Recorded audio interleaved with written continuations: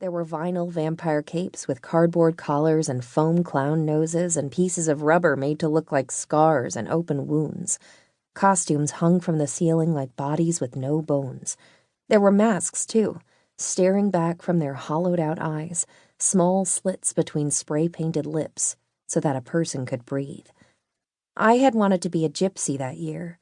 I had a picture in my head of what I'd look like in my makeup and headscarf and big gold hoop earrings. My ears weren't pierced, but Tricia said we could take care of that with a safety pin and a candle. "Why a candle?" I asked. "You hold the pin in the candle's flame to sterilize it," Tricia said. "Safety first, Toby. Oh, and we'll need ice. Lots and lots of ice."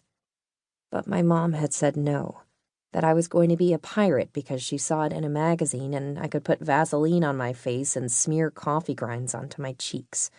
"I'll even make you a hook out of a coat hanger and tinfoil," she said, as she sliced open a package of ground beef, as if that would change things. I didn't want to be a stupid pirate. I didn't want to put coffee on my face, and I didn't trust my mom to do a good job with the hook. But I also knew I couldn't say anything.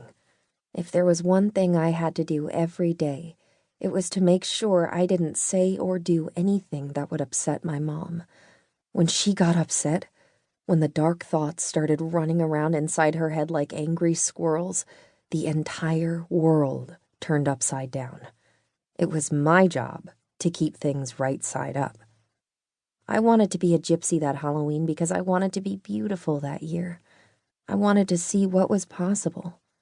"I think a gypsy would be easier," I said, "and you wouldn't have to waste all that coffee." My mom said she'd think about it and turned around to fry the ground beef. But the answer, to me, was already clear. So I went to Greer's to see if they had any girl pirate costumes. That's what I told myself anyway. But the real reason was that I didn't want to go home. I didn't know what my mom would be like when I got there, if the voices would have taken over. When that happened, they were the only voices my mom listened to. I took a Frankenstein mask down from its hook and tried it on. There was a hand mirror tied to a long string, and I held it up in front of me. The eyes looking back were still mine, but the face wasn't. It made me feel better to not be recognizable, to know that I could be someone else, someone besides Toby Goodman, the girl who lived in apartment 211 with her mom, Heather, and a goldfish named Henry, the girl who wanted to hide, even though she never could. "Those masks aren't for trying on," the woman behind the counter said. "That's how germs get spread, you know." I put the mask back on its hook and bought a pair of red wax lips. The woman put them into a paper bag and gave me my change. "Don't eat the lips," she said. "They'll constipate you." I said okay, even though I'd never even think to eat wax. By the time I got home, my mom was dead. Chapter 1. Goodman Dairy Farm, 1992. "Come on, girls. Giddy up. Giddy up now." I wake to the sound of Grandpa Frank's voice every morning, along with a dull, rhythmic thudding, his plastic bucket and wooden spoon. "Come on now. Get up." The girls are lazy this morning. Now that it's late June, they don't want to come into the barn for their morning milking. It will be like this until the cold weather comes. "Get up, you stupid things. For the love of Christ." The kitchen window screeches open. "Keep up that hollerin' and you'll wake the entire county." Grandma Kay.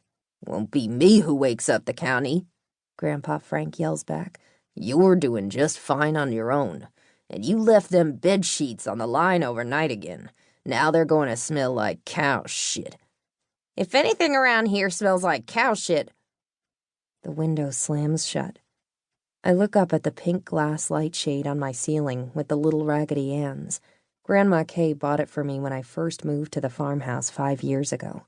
They had turned the sewing room into a bedroom for me, painted the walls lilac.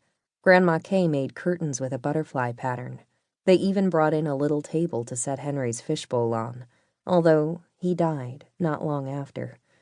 All traces of my life with my mom officially disappeared.